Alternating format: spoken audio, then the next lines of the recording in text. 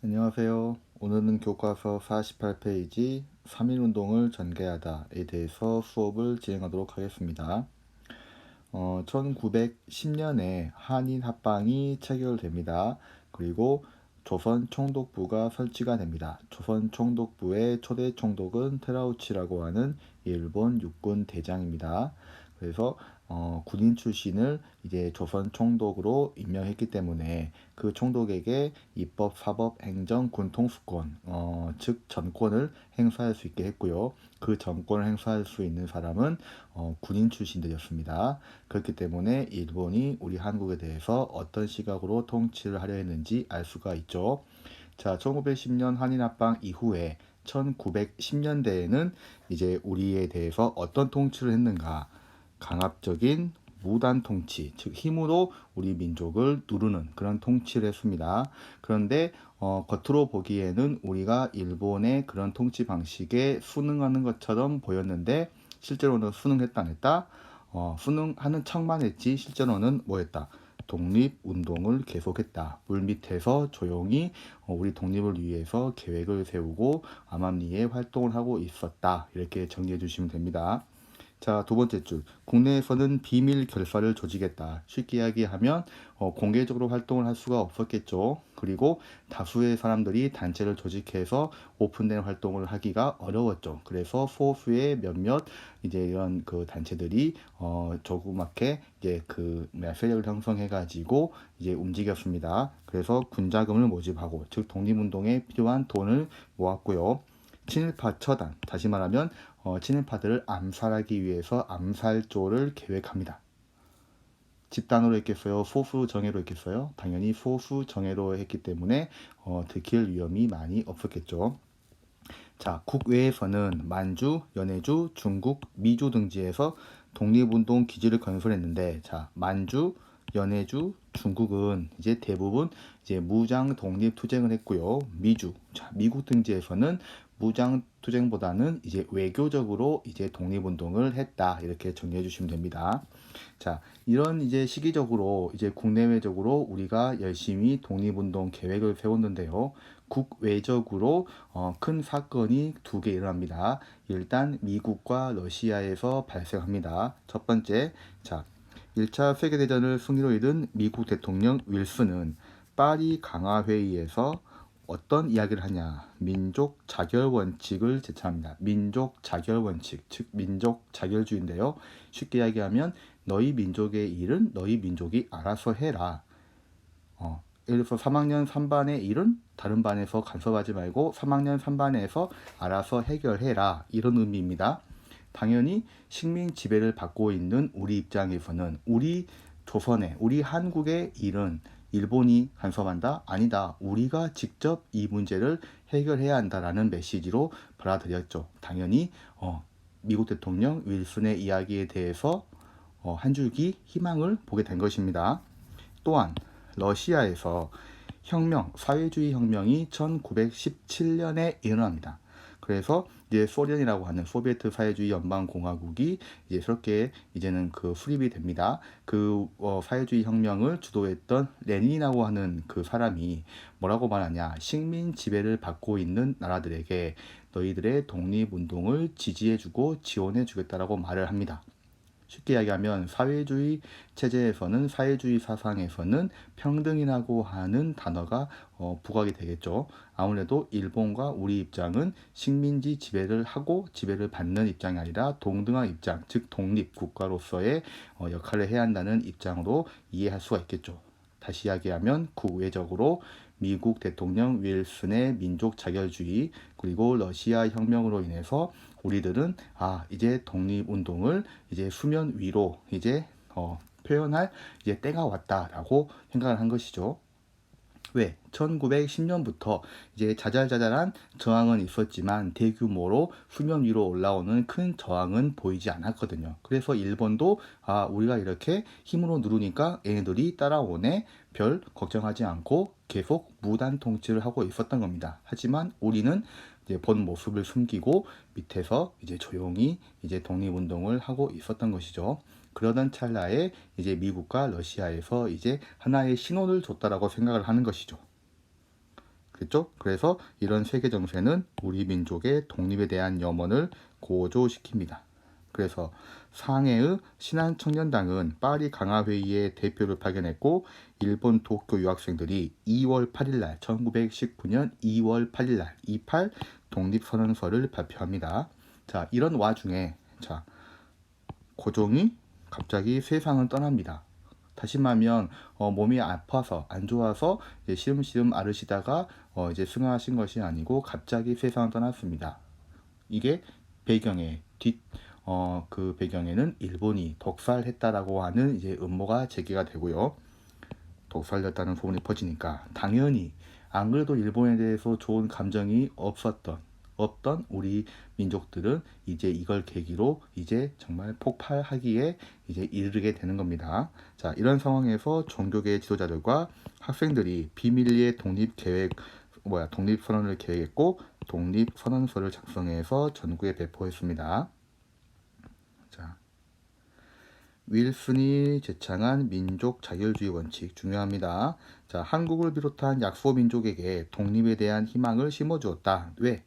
민족 자결 스스로 해결해라. 너희 집안 문제는 너희 집안에서 해결해라. 이 이야기거든요. 또 러시아의 레닌은 모든 식민지 민족에 대한 지원 약속했다.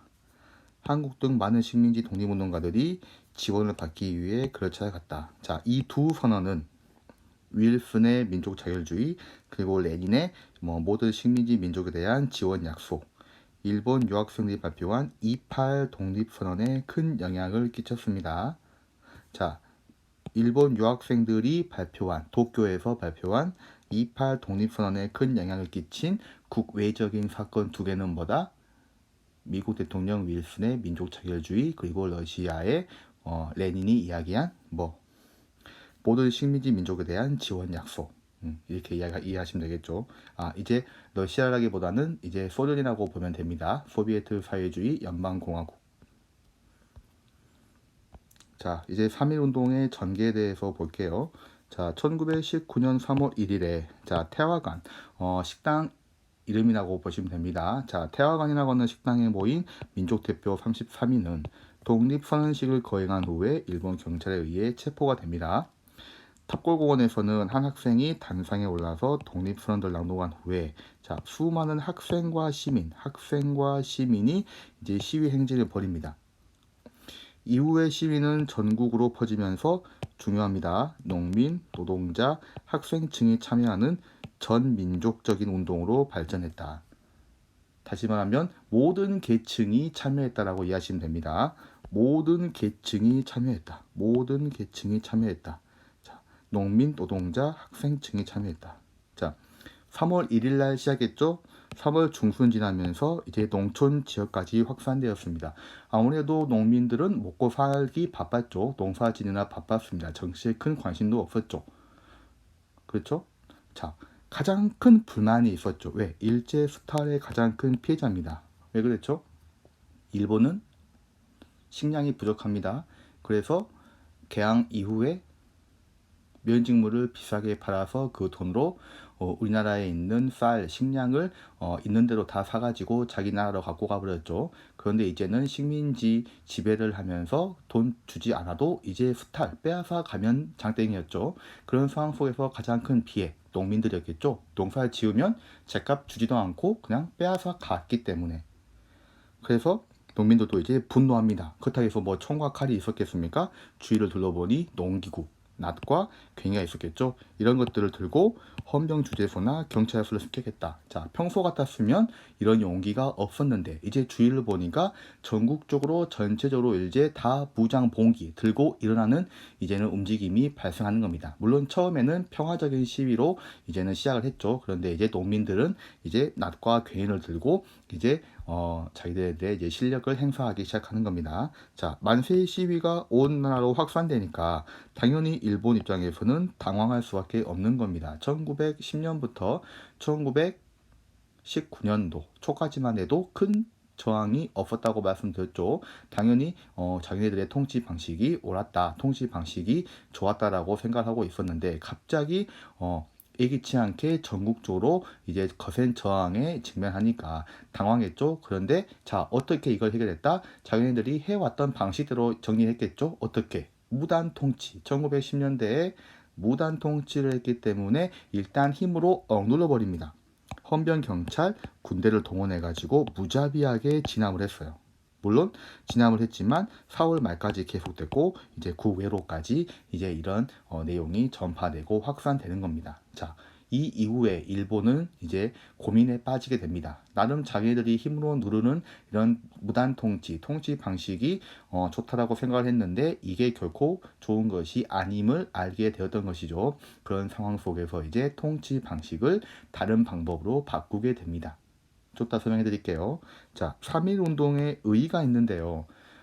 제가 다른 반에 대면 수업을 할 때도 설명을 했습니다만은, 여러분이 이제 고등학교에 진학하게 되면 한국사 과목에 대해서 필수로, 뭐 특성화 고등학교든 인문계 고등학교든 뭐 특수목적 고등학교든 영재학교든 어쨌든 고등학교에 진학하면 한국사는 필수입니다. 전국에 있는 고등학교의 상당수의 고등학교에서는 보통 서술형 문제로 어떤 역사적 사건에 대해서 의의와 한계에 대해서 서술해라 이렇게 문제가 많이 나옵니다.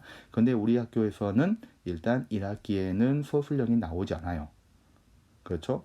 물론 이제 2학기에는 이제 정상적으로 이제는 그 학사 운영이 이제 돌아가면 이제 서술형이 나올 수도 있는데 아직까지는 이제 서술형을 낸다라고 일단은 계획을 잡고 있습니다. 물론 코로나가 이제 심각해지고 또 상황이 가변적이기 때문에 어떻게 바뀔지 모르겠지만 이런 상황 속에서 이제 혹시라도 2학기에 이제 서술형 문제를 제가 출제해야 한다라고 하면 보통 이제 어떤 역사적 사건에 대한 의의와 한계 이 부분에서는 이제 꼭 주의 깊게 공부를 해 주시면 좋습니다. 자, 일단 3.1 운동의 의의를 볼게요. 자, 3.1 운동은 결국 실패로 끝났어. 근데 어떻게? 모든 계층이 참여했습니다. 노동자, 농민, 학생, 농민, 노동자, 학생층이 참여했다. 자, 이후에 일어난 독립운동에 큰 영향을 끼쳤습니다. 자, 3.1 운동이 전개되면서 농민, 노동자층이 독립운동의 주체로 성장했다. 독립운동의 주체로 성장했다. 그 전에는 이제 뭐 지식인층 이렇게 좀 배운 사람들이 이제는 참여하고 활동했는데 이제 농민이나 노동자층이 주체로 성장했습니다. 그 다음에 이제 산발적으로 이제 독립운동을 하고 있었던 것들을 이제 하나로 모으기 위해서 대한민국 임시정부가 수립이 됩니다. 중요해요.